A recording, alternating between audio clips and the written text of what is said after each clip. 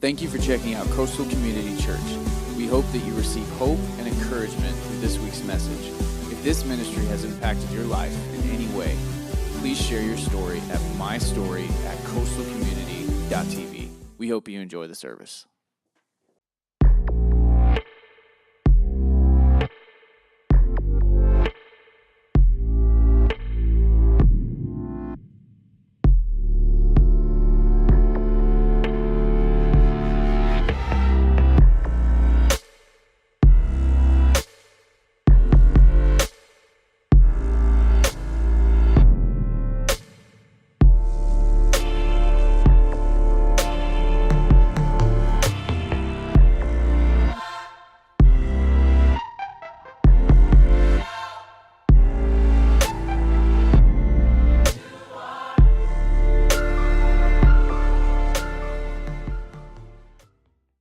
How we doing today, Coastal? We good? All right, awesome. Hey, my name is Steve. I'm one of the pastors here at Coastal Community Church, and I'm excited today to be able to be here with you and to continue sharing in this series that we're calling Wisdom. And what we're doing is we're looking through the book of Proverbs, and we're finding all of these incredible nuggets of wisdom. And so far in this series, we've heard some great messages. TJ has shared some really challenging and helpful messages about dealing with pride, about the types of people that we surround ourselves with, dealing with conflict. I preached a little while ago on how total obedience to God is what's called for. And Shayla last week, she preached about our heart and how we need to guard our heart from the inside out. And today we're going to continue in this series. And what we're going to do is we're going to spend some more time trying to discover the wisdom that's contained in the book of Proverbs. But before we jump right into the book of Proverbs today, I want to talk first about fear. You see, we all deal with fear. Now, some of us are more or less fearful than others, but the reality is that every single one of us is afraid of something. And it's easy to sort of pick those really common fears to talk about, like someone who's afraid of spiders, or people who are afraid of heights. You guys all know Kyle, right? The worship leader. He was standing right here just a minute ago. Kyle's afraid of heights. So if you guys have a job up really high that needs done, and you've got one of those like totally sketchy, wobbly ladders, Kyle's your man. He'd love to come help you out. Or like the fear of snakes. That's me. Who's with me on fear of snakes? Yes, we got some snake fear. I hate snakes passionately. How about like the fear of flying, right? The fear of public speaking, the fear of the dark. My wife's favorite is the fear of sharks. Any of you guys that know my wife, she is deathly afraid of sharks. Like my son Evan and I can be out in the ocean snorkeling around, and she's in the sand, and you can see her trying to psych herself up. She's like, okay, I'm going in. And she'll, nope. She step back, all right, I'm going, nope. And then if she gets into water, like if she's in water as deep as her knees, she's convinced that each breath may be her last, because there's going to be a shark any moment now. She's deathly afraid of sharks. Feel free to blow up her social media with scary shark pictures. She will love me for it.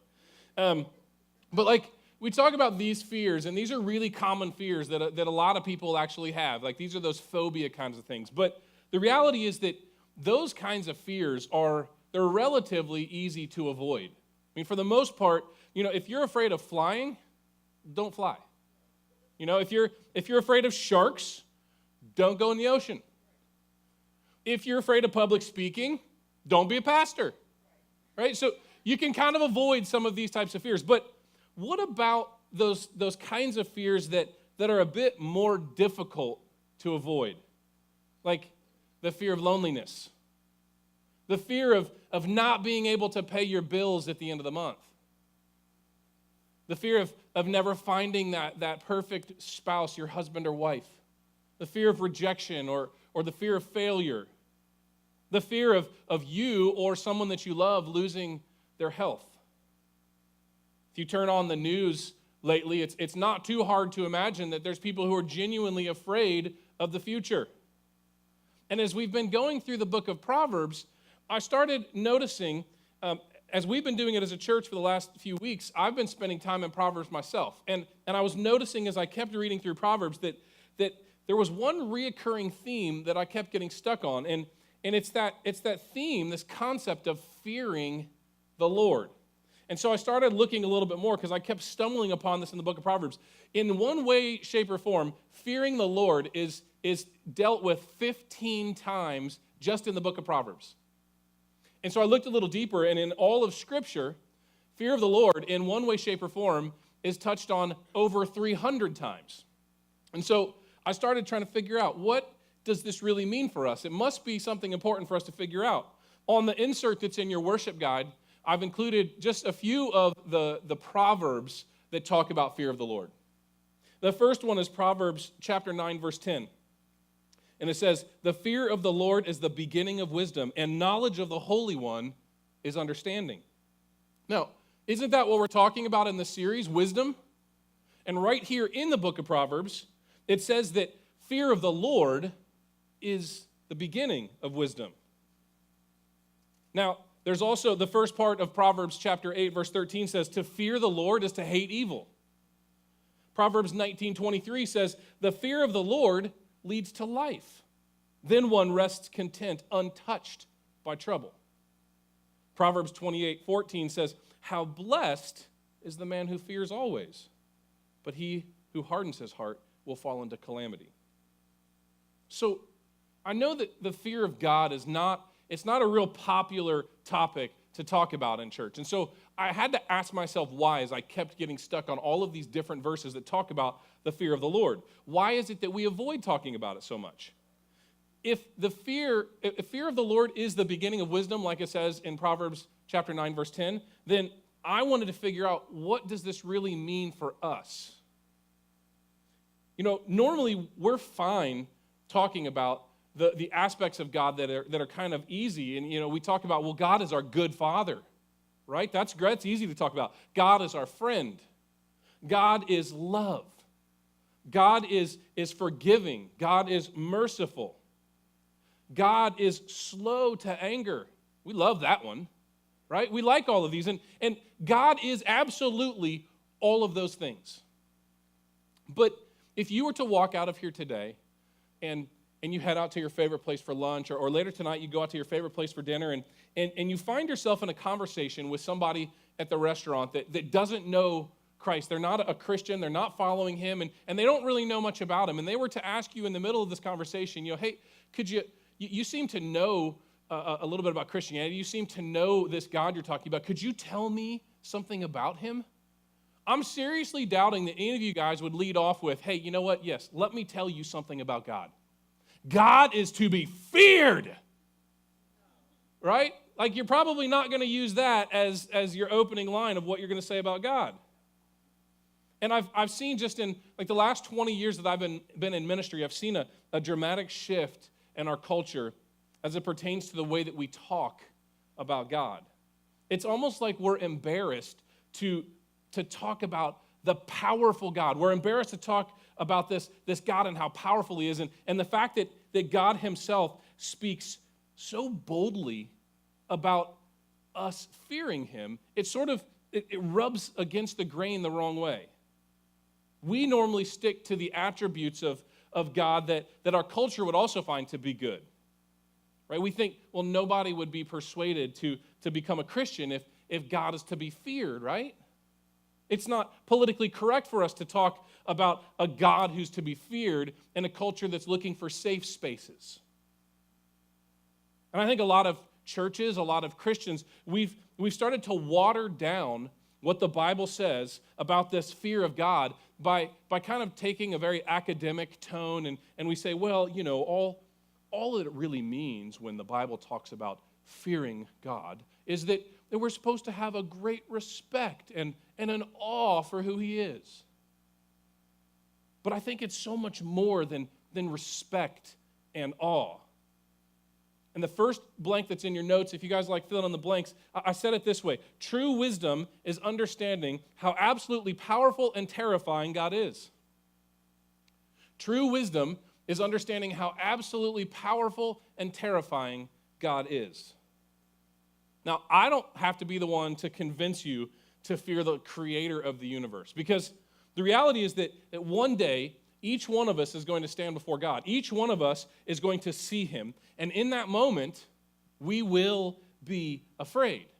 But today what I want to do is I want to talk about what the benefits of fear toward God really is. What does it mean when we have the proper understanding of fear of the Lord? What are the benefits to this? If it's true that fear of the Lord is the beginning of wisdom, if it's true that fear of the Lord leads to life, if it's true that we're blessed when we fear him, then I want to figure out, what does this really mean? What are the benefits of this? And so we're going to spend the rest of our time today talking about these benefits of this proper understanding of fear of God. So first, though, I want to share some examples from Scripture to help open our minds and our hearts to this concept of fearing God. I'm going to start in the book of Isaiah, chapter 6. And this is the story. It tells of the moment when Isaiah is commissioned by God as a prophet. And it's during this encounter that Isaiah has with God that he sees the Lord.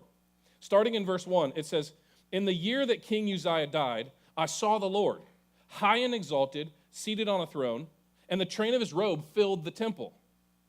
Above him were seraphim, each with 6 wings. With 2 wings they covered their faces, with 2 they covered their feet, and with 2 they were flying. And they were calling to one another, 'Holy, holy, holy is the Lord Almighty. The whole earth is full of his glory.' And at the sound of their voices, the doorposts and thresholds shook, and the temple was filled with smoke.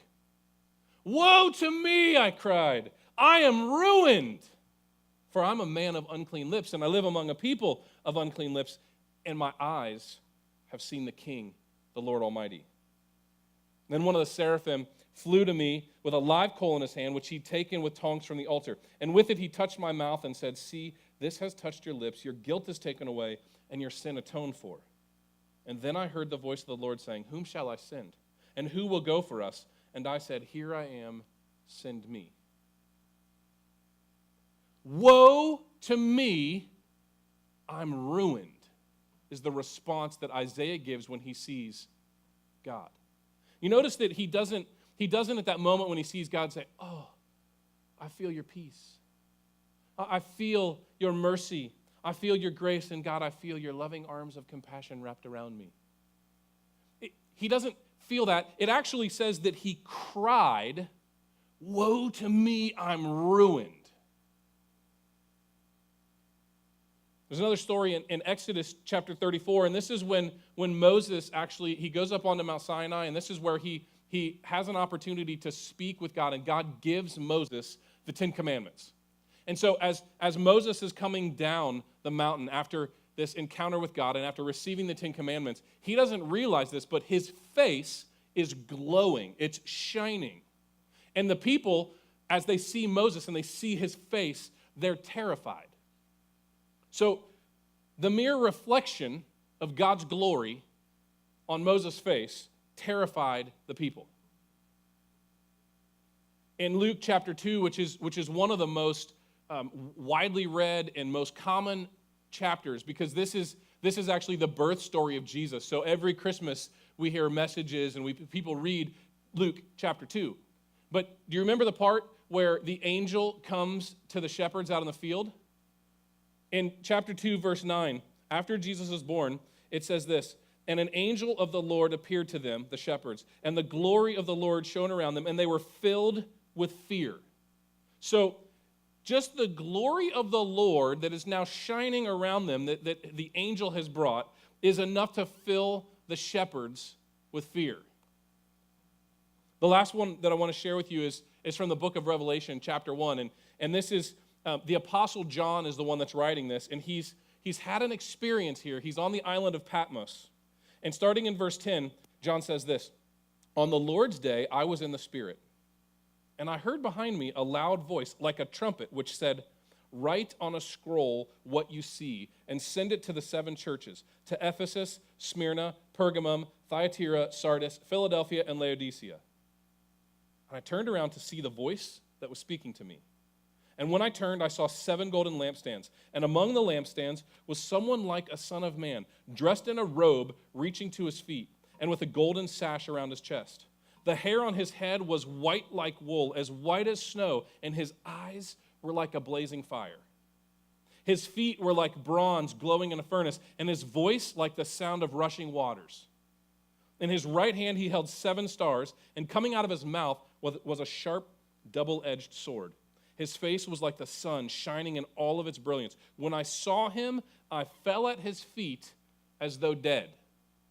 Now, when John sees the Lord, it says he fell at his feet as though dead.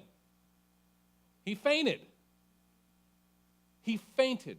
But remember, this is the same John that was one of Jesus' disciples. So he had been with Jesus during Jesus' ministry. He had seen him perform miracles. He had seen Jesus feed the 5,000. He'd seen him heal the sick. He had seen him walk on water. He'd seen him heal Lazarus and raise him from the dead. John saw Christ crucified, and he saw him come back to life 3 days later. He spent time with Jesus after Jesus had been resurrected, and he knew that Jesus had now ascended into heaven. And even though John knows all of this, John still faints in his presence. Each one of these biblical stories, we see how an encounter with the absolutely powerful and terrifying God filled people with fear. You know, I was trying to think as I was reading these stories of people who encountered God and had this incredible fear. And I was trying to think, what's one of the times in my life I have been most afraid? I thought back to a time, I was like 18 or 19. My wife, Katie, we were actually dating at the time. And we thought, you know what, let's go skydiving. So we went skydiving, and we did it the way where there's a tandem master strapped onto your back. So really, you don't have to do anything. You just go along for the ride, and this expert does all the work for you. And we did our first jump and just absolutely loved it. We're like, man, we got to go again. And so we talked to them a little bit, and they said, hey, look, if you go 5 times with a tandem master, each time we'll give you more and more responsibilities. As long as you do them right, we'll sign off on your jump log. And then on the 6th jump, you can jump out by yourself. And so Katie and I are like, yeah, we're going to do this. We're going to go all the way so we can jump out without a tandem master strapped to our back. So a couple months later, we had gone back, and this was our 3rd jump. And so I jumped out, and this time I was allowed to wear the altimeter myself, and I had the ripcord attached to my harness. And my job was kind of the big new job. I mean, we learned how to turn and do all those things. But the big job for me this time was that I was supposed to watch the altimeter. And at 5,500 feet, I had to wave off so that the tandem master behind me knew something was coming. And then I would flash 5,500 feet, and then I would pull the ripcord. So I'm excited. We're having a good jump. And then I'm looking at the altimeter, and I say, okay, here it comes. So I wave off. I say 5,500 feet, and I pulled the ripcord. Nothing happened. Now, they told me, make sure you pull the ripcord all the way out. It should actually detach from your harness. And make sure you don't drop it or you owe us money for the ripcord. So I look at that point as I'm falling, and I pull it, and I look, and I said, yep, it's all the way out. Nothing has happened. Now, some terrifying moments. Long story short, I'm here today telling you this. So obviously, a chute opened at some point. What had happened, and I didn't know this, was that the chute had actually come out of the pack when I pulled the ripcord, but it didn't inflate. So it was what they call a streamer. And as you can imagine, as wind is rushing by the chute, it's kind of twisting it and wrapping the cords up. And so my tandem master, he's turning in the opposite direction to untwist, to counter that twisting. And eventually we untwisted enough that the chute inflated, filled with air, and we're fine. Now, we got down on the ground, and Katie and her tandem master come running over, and they're like, that jump was awesome. Like, how was your jump? And I'm just white as a sheet. You know, like all the adrenaline is leaving my body, and I'm realizing, I think I almost died, you know? Because in that moment, I was completely powerless. I had done everything I could do. I wasn't wearing a parachute. The guy who's strapped to my back is wearing the parachute. I had done the only thing I could do, and now I'm helpless. I'm powerless. I have to trust that he's going to know what to do and that he's going to be able to handle it. Those were some of the most terrifying moments of my life. And I thought about those, and I thought, man, I don't think some of the most fearful moments I've ever had can amount to the fear that these individuals felt when they just experienced a glimpse of our God. Now, maybe we can kind of understand this concept a little bit better if we understand God better and we understand us a little bit better. And so, in contrast to these following attributes of God that I'm going to list, we are none of these things. In Isaiah, we learn that God is the first and chief being. We're not. We're created beings. Genesis teaches that God is the creator of all things. We have created nothing. Acts, we find out in Acts that God needs nothing and therefore owes nothing to anyone. But see, on the other hand, everything that we have is because of him, the very breath that we breathe. Leviticus teaches us that God is holy. We're not holy. Job shows us that God is the judge. And since he is holy and perfect, then obviously his justice is perfect. We're not just. We struggle constantly against our own passions and self-centeredness. 1 John tells us that God is love, yet we have a hard time loving our neighbor. Daniel teaches that God is absolutely sovereign. We're not sovereign. We're totally helpless. And in fact, we learn in Romans that we're a slave to sin. God is eternal, we learn from Deuteronomy. But Psalm 103 tells us that our days are like grass. Do you feel a little smaller after hearing that list? I feel, when I read that, I feel a little bit smaller, and we should all feel a little bit less after hearing that. And the reason that this is so important is because fearing God benefits us. And so we have to understand who we are, who God is. I really think it'd be simple to understand this idea of fearing God if we could just all spend 5 seconds in God's presence and spend 5 seconds standing in front of him. Because I think in those 5 seconds, we would experience and we would be struck by God's absolute power and our powerlessness. We'd be struck by his absolute strength and our weakness, his holiness and our sin. And I think in that moment, a beautiful thing would happen. And that's this first benefit that I want to share with you. When we understand why we should fear God, then we also understand that we have nothing else to fear. When we understand why we should fear God, then we understand that we have nothing else to fear. Don't miss this. In the very moment that we begin to put God in his proper place and we begin to fear him, he turns the tables on us and he says, fear not. You remember that story that I just told about John on the island of Patmos? John wrote, "When I saw him, I fell at his feet as though dead." Now look at what immediately follows. Then he placed his right hand on me and said, "Do not be afraid." And when the angel appeared to the shepherds in that passage that I talked about from Luke, it says, an angel of the Lord appeared to them, and the glory of the Lord shone around them, and they were filled with fear. But the angel said to them, "Do not be afraid."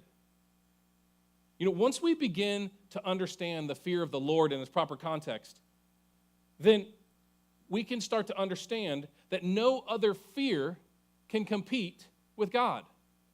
You see, 2 Timothy chapter 1, verse 7 says, "For God has not given us a spirit of fear and timidity, but of power, love, and self-discipline." See, fearing God is not the same thing as having a spirit of fear or living your life in fear. And here's the second benefit. See, fear keeps us from living. The fear of God gives us life. Fear keeps us from living, but the fear of God gives us life. You know, all of those fears that I brought up earlier at the beginning when I talked about, loneliness and the fear of losing our health, the fear of rejection, the fear of failure. All of those fears have no power once we fear God. Once we fear the one worth fearing, he says, "Do not be afraid." And when God is, when he's not correctly understood, his purpose is often seen as the one who can offset our fears. But we need to remember that, see, God is far more terrifying than the fears of this world. God's not merely the opposite of evil. He's not the enemy of our enemy. He's not the anti-venom for the evil one. He's not the antidote to sin. A friend of mine from my time in California has been posting very regularly on her Facebook page. She's been posting updates and prayer requests for her little nephew. Her nephew's 6 or 7 years old, and he was out for a hike with his dad when he was bit by a rattlesnake. I told you I hate snakes. And so he's been in the, he's out now, but he was in the hospital for like 6 weeks. He had multiple surgeries. He had received, at one count, I think the last time I saw the update was that he'd received over 20 vials of rattlesnake antivenom. Now, did the antivenom help? Yes. Did the antivenom combat the damage that the venom does? Did it stop what the venom can do? Of course it did. But it doesn't heal the damage that's already done.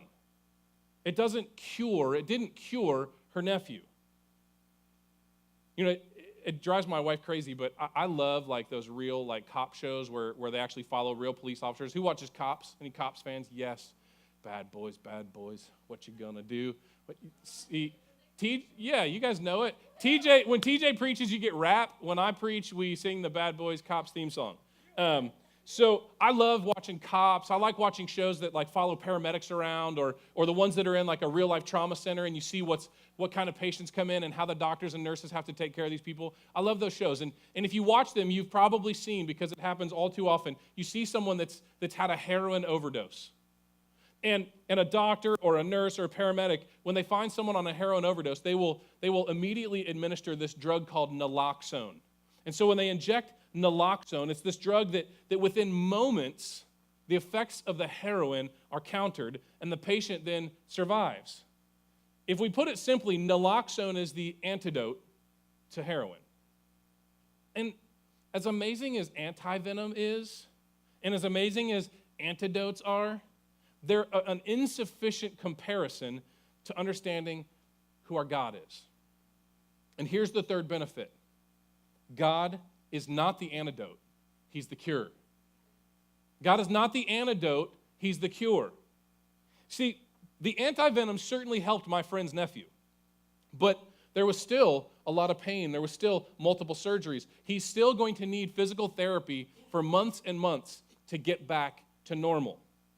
Naloxone may be the antidote to heroin, but it doesn't break the addiction to the drug, and it certainly doesn't heal the broken relationships left in addiction's wake. You see, when we just assume that the world is the ultimate threat, then we give it unwarranted power in our life. But the truth is that the world's threats are temporary. And when we just expect God to balance the fears of the world, then what we're doing is we're reducing him to the world's equal, when God is not the world's equal. He's not the antidote, he's the cure. Now, remember that God is the creator of all things. And see, he created the world and all of its worries. All of its worries, every single one of them, still submit to him. And I want to close with this one last example of what the benefit is, why it is that this proper understanding of fear of the Lord is the beginning of wisdom. Because without a proper understanding of fear of the Lord, without this right fear of God, then we don't really understand the power that's available to us through the Holy Spirit.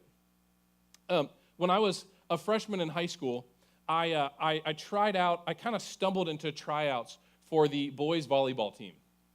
Now, I don't think that I even knew that my school had a boys volleyball team, but I found myself kind of bored because earlier that year I had broken my hand in 2 places, and so I did that the day before basketball team tryouts.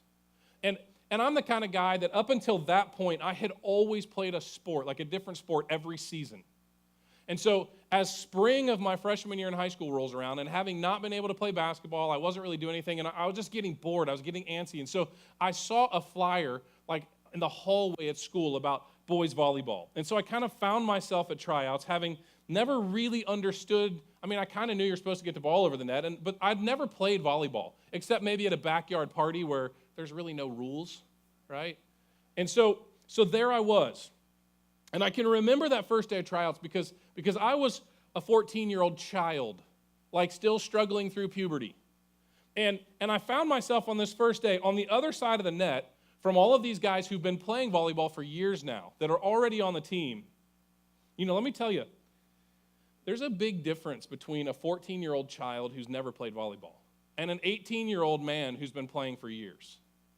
And so there's this one guy in particular that was on the team. He was a senior. His name was Justin, and he struck fear into me.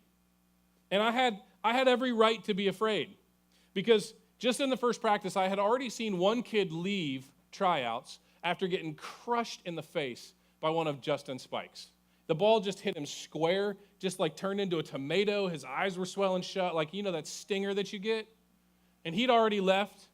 There's another kid that had tried to block one of Justin's hits, and he did it wrong, and he had his fingers kind of pointing the wrong way, and he broke his finger as Justin hit the ball at him. So I'm kind of like, man, I got to stay away from that dude. I was afraid of Justin, and I had every right to be afraid because Justin was good. He went on to play on scholarship in college, and then after college, I heard that he played on a professional volleyball team in Italy. If you didn't know they had professional volleyball in Europe, join the club. So anyway, though, this guy was good. He was strong, he was athletic, and he was skilled after playing for many years. And what would happen is that if you made a mistake, he would use all of those things, his strength and his athleticism and the skill and the experience that he had, and he would make you pay for it. Now, the worst thing that you could possibly do is to mishit the ball while it's on your side. You know, you mishit the pass to the setter, or the setter has a bad set, and so the ball starts floating just over the top of the net onto Justin's side. And what Justin would do as that ball came across the top of the net toward him is that he would rise up with this ridiculous vertical leap, and he would float there for what seemed like an eternity, and then as he crushed the ball back at your face, he would yell, like in this deep, resounding voice, he would yell, boom! And you don't want to be in the middle of it. You just, at that point, you're hoping that it will hit the ground and you'll lose the point, because if it hits you, it's going to hurt. Now, during the 3 days of volleyball tryouts, fear. I did not want to do anything wrong anywhere near him. But all of a sudden, this interesting thing happened. I made the team. Now, instead of being afraid to be on the receiving end of one of Justin's booms, now, as I'm sitting on the bench during games, because I was a freshman, so yeah, we were all sitting on the bench. And as I'm sitting on the bench during games, we would see the opposing team make this horrible mistake. And they would mishit a ball, and it would start floating over toward Justin's side of the net. And all of us on the bench, we would all sort of stand in anticipation of what's about to happen. And as Justin comes across and he just gets ready to crank it in somebody's face, we would all yell from the bench, boom! You know, what changed? Nothing about Justin changed. What changed was that now he was on my team. And this is the final benefit that I want us to understand, is that, see, we have the creator of the universe on our team. We have the creator of the universe on our team. Romans chapter 8, verse 31 says, if God is for us, who can be against us? Matthew 7 through 11 says, ask and it will be given to you. Seek and you will find. Knock and the door will be open to you. For everyone who asks receives, and the one who seeks finds, and to the one who knocks, the door will be opened. Which of you, if your son asks for bread, will give him a stone? Or if he asks for a fish, will give him a snake? If you then, though you are evil, know how to give good gifts to your children, how much more will your Father in heaven give good gifts to those who ask him? You know, when we talk about living wisely, understanding the fear of God in a healthy and positive way is the foundation upon which we can build a life of wisdom.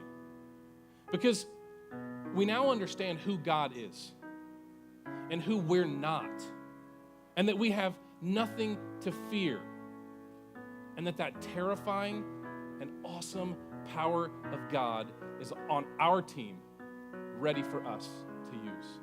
Thank you for checking out Coastal Community Church. We hope that you receive hope and encouragement through this week's message. If this ministry has impacted your life in any way, please share your story at mystory@coastalcommunity.tv. We hope you enjoy the service.